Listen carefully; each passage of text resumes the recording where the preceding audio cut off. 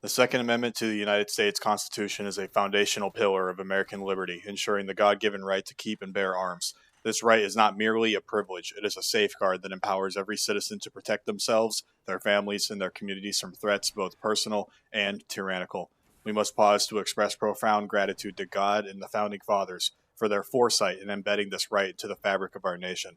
The Second Amendment serves as a deterrent against oppression, ensuring that the people retain the means to resist any government or entity that seeks to erode their personal freedoms. It is a deterrent to tyranny, a reminder that power ultimately resides with us, the people. Exercising this right through responsible ownership and proficiency with firearms is not just a privilege, but it is your duty. Anti-gun laws which aim to chip away at this fundamental right must be opposed with unwavering determination. These laws threaten the very essence of our liberty, and we must fight them tooth and nail with unwavering resolve. So, with this understanding, let us dive into the tools and gear that every prepared defender, every prepared Minuteman, and every citizen should have. So let's start off with the rifle. We need to establish the cornerstone of your defensive kit, which is the rifle, your primary firearm. Every prepared citizen should view themselves as a rifleman, ready to step up when the need arises. To make this concept more relatable, imagine it in terms of a video game. Your primary class, or your loadout, is that of a rifleman, and your weapon of choice is a fighting rifle. I strongly recommend the 5.56 AR-15 for this. The AR-15 platform is the most widely used rifle in the United States, with a massive amount of parts, accessories, and ammo available. The 5.56 round is just as ubiquitous, found in nearly every gun store across the country. This availability makes the AR-15 an ideal choice for the average citizen. It is a versatile platform that can be used in various scenarios, from home defense to longer range engagements. Its modular system allows for customization, ensuring you tailor it to your needs without breaking the bank. The AR-15's widespread use also means that training resources, maintenance guides, and community knowledge are way more accessible, making it easier for you to become better at shooting. Let me touch up on shotguns and bolt actions real quick. While shotguns and bolt action rifles have their place, don't get me wrong, they are not the best choices for a primary fighting weapon. A shotgun, for example, is excellent for home defense and close quarters, but its limited range and capacity makes it less versatile than an AR-15. You can use slugs, yes, but it's just not as effective due to the lack of range, the recoil, and the slow reloads. Similarly, a bolt-action rifle excels at long-range precision, but lacks the speed and firepower needed for dynamic defensive situations. The AR-15, though, is a general-purpose rifle that performs well across a wide range of scenarios. It offers a balance of accuracy, rate of fire, and magazine capacity that neither a shotgun nor a bolt-action rifle can match. That said, if a shotgun or a bolt action is all you have, make it work. The point here is to use whatever you have available, but understand that the AR-15's adaptability makes it the superior choice for a primary weapon. Its ability to handle everything from close quarters to fights at moderate distances makes it the go-to option for the modern Minuteman. Now let's talk about selecting the AR-15 you can have. Selecting the right AR-15 can be a bit confusing, given the large variety of options on the market. Much of the decision comes down to personal preference, budget, and intended use. This video is not about building an AR-15 from the ground up, but about assembling a practical defensive kit, so we will focus on reliable brands and practical choices. For those on a budget, Palmetto State Armory, or PSA, offers good value. Their rifles are affordable, reliable enough, and widely available, making them an excellent starting point for the average citizen. As you gain experience and resources, consider upgrading to brands like Aero Precision, which offers a step up in quality without breaking the bank. For even higher performance, BCM and Geisley produce outstanding rifles, though their price tags reflect their premium build quality. Avoid overspending on ultra high-end brands like Knight Armament or Noveski, unless your budget allows it. These are exceptional rifles, but for the average person, the cost often outweighs the benefits. The law of diminishing returns applies here. What you gain in performance may just not justify the price. Don't be going into debt for this shit either, guys. Financial security is way cooler and way more important than owning a flashy rifle, so avoid going into debt to fund your kit. If you go into debt for this, you are silly. Establish your 3 to 6 months priority savings first, your retirement investments, and paying off your credit card debt. Silly goose. A reliable functional rifle is worth far more than an expensive one that leaves you financially strained. So let's move on to the accessories. A quality rifle is only the foundation. To make it effective, you need the right accessories. At a minimum, your AR-15 must be equipped with an optic, a white light, and a sling. These are non-negotiable components of a fighting rifle. In other words, you need it. No arguing. What does break them down? First, an optic significantly enhances your ability to engage targets accurately at a distance.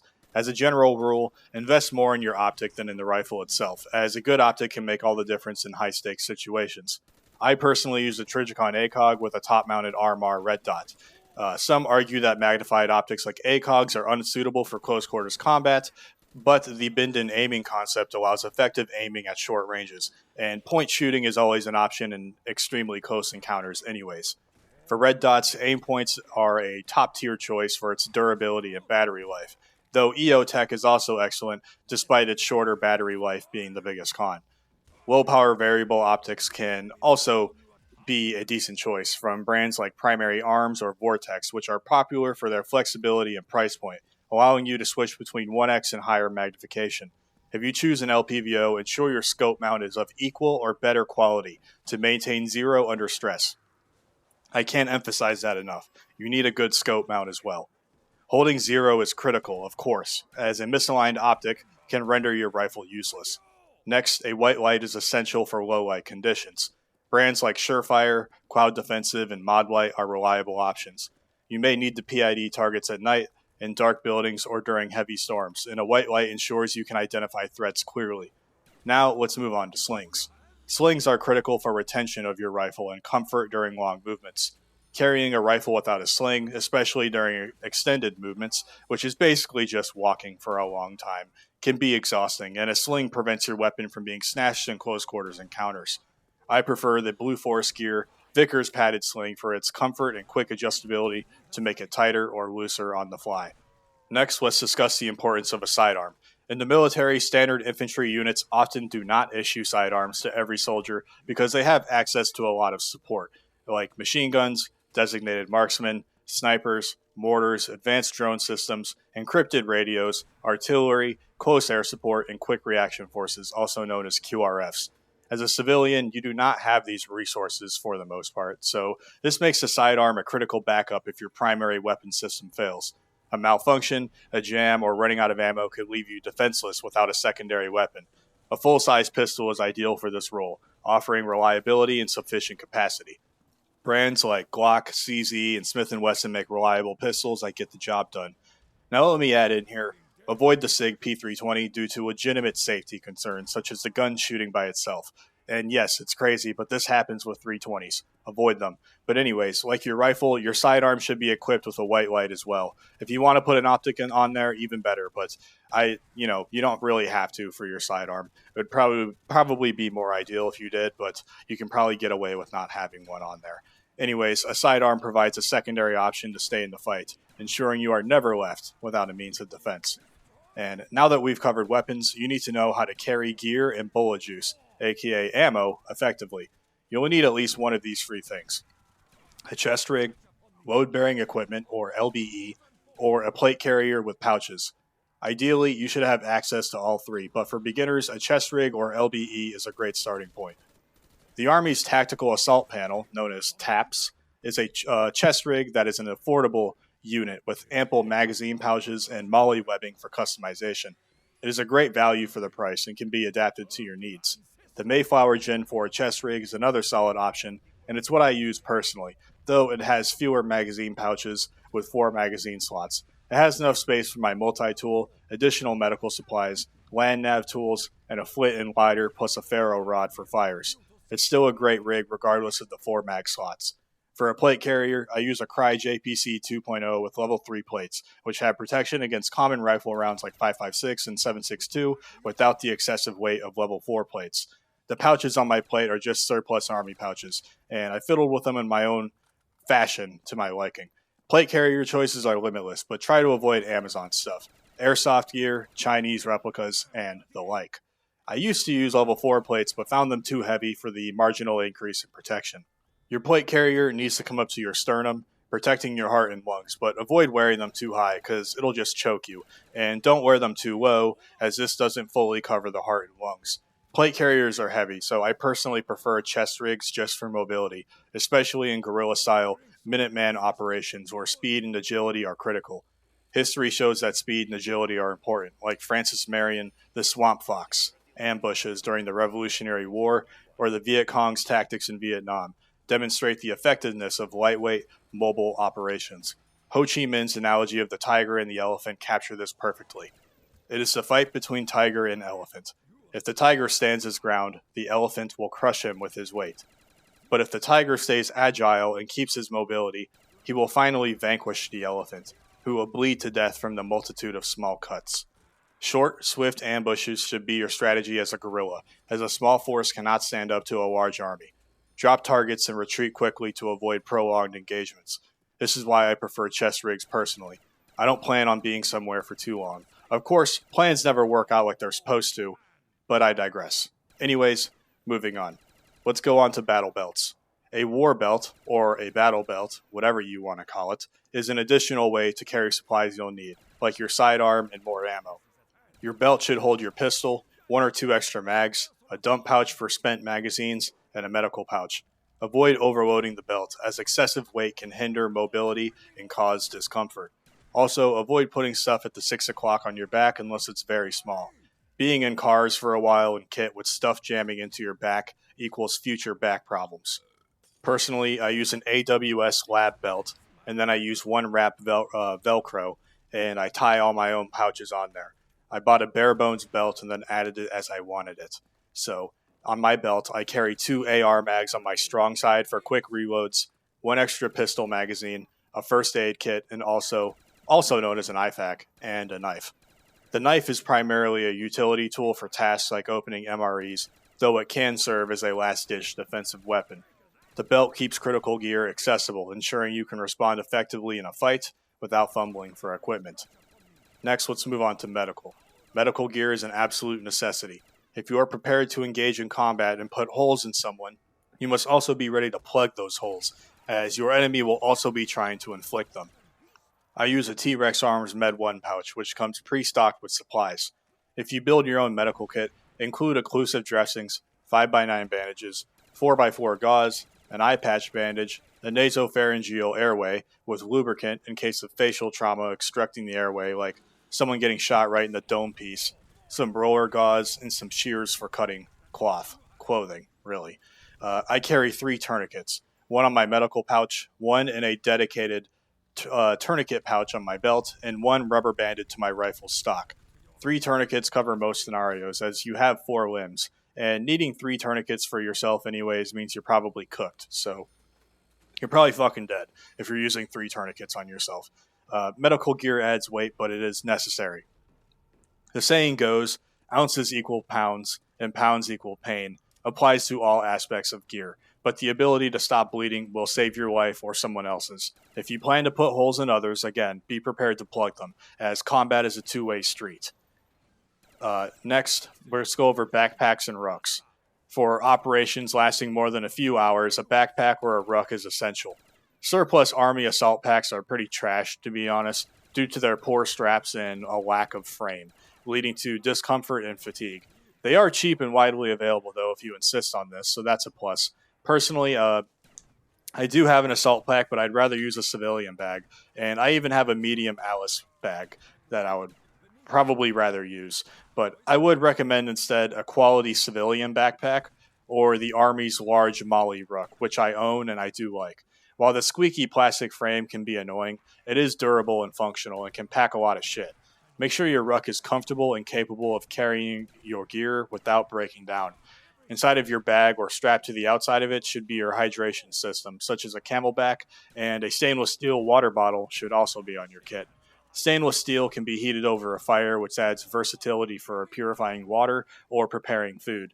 Research your options to find a ruck that suits your needs, as comfort and durability are paramount for long hauls. Let's move on to the layers of clothing inside of a backpack or a ruck. Weather conditions can impact combat effectiveness, so prepare for cold and wet weather. At a minimum, carry wet weather gear like a raincoat and rain pants. I use surplus Army wet weather gear, including a rubberized camouflage top and bottom and the Gore-Tex jacket for heavier conditions. These are effective but expensive when new, so consider purchasing them surplus or opting for civilian alternatives. A surplus army poncho is an affordable option that can double as a two-man tent or a gear cover. If you're on a budget, I would just get 2 or 3 army ponchos. Pair it with a poncho liner, also known as a whoopee, for added warmth and versatility. Keep a dry bag in your ruck to protect crucial gear from moisture, especially if you need to stash your bag somewhere temporarily. What you'll do with a dry bag is you'll put all of your gear inside of it and you'll close it up. It's that simple. Then you put that bag inside of your ruck. It's too damn easy. Study your environment and tailor your gear to the weather you are likely to encounter, whether it's rain, snow, or extreme cold. Next, let's talk about boots. Quality boots are critical for mobility and endurance. You won't be moving much if your feet are all jacked up. I prefer the brand Rocky. Their boots called SV2s are amazing. Super durable and comfortable. Garmont and Belleville are also excellent choices. Foot health is paramount, especially during long movements, so carry moleskin and a lubricant like squirrel's nut butter to prevent chafing and blisters, as well as extra socks. Always keep your feet dry. That is a day one lesson you will learn quickly in the field when you need to move through a creek or a river in a tactical movement. Anyways, back to the chafing, because that shit sucks. Chafing on your thighs or your ass cheeks, yes, your ass cheeks, it does happen, can make walking excruciating, so take preventative measures. Basic hygiene items are also great, like unscented deodorant and a toothbrush and toothpaste, which may seem minor but can significantly boost morale during extended field time. Don't forget baby wipes as well, because this is how you're probably going to have to be taking a bath. And you do need to clean yourself. Clean your crotch, clean your ass, clean your feet. It's going to keep you in the fight, because if you get sick and I don't know, something happens to you, you're cooked. So anyways, include food in your ruck, such as an MRE or a non-perishable homemade meal if you don't want an MRE to sustain you. Also, make sure your food choices are shelf stable. This should go without saying, but some dumbass out there probably brought a sandwich and some milk in his high-speed warrior bag because people are retarded. Okay, so let's move on to helmets and ear pro. Helmets are expensive, but they can potentially deflect a bullet from an angle, as well as potentially outright stop a direct impact from handgun calibers and also provide shrapnel protection. Helmets are honestly the best for accidental bumps and getting whacked by tree branches, so if you just want head protection from stuff like that, check out a bump helmet. Although it doesn't offer ballistic protection, it's still a way to be able to mount night vision as well as protecting your noggin. It's up to you what you get, but for a cheaper option, get a surplus ACH. For Ear Pro, again, many options out here, but get something electronic that runs off of batteries so you're able to hear voices while you're shooting. High-end stuff is Comtac Peltors, Swordens are also good, and a solid budget option is Walker Razors. A bigger bonus is making sure their comms compatible as well with an aux insert. So, alright fellers, that about wraps up my guide to the essential Minuteman kit. From your AR-15 and sidearms to your chest rig, medical gear, weather protection, this setup equips you for basic soldiering. If I missed anything, perhaps due to my self-diagnosed early onset dementia, please let me know in the comments. Your feedback helps us all improve. Thank you for watching, and stay deadly. And remember, you can have all the kit in the world, but if you don't train with it and you're not fit, then you're going to fucking die. All right, folks, that's all from me. Jimmy Talks out.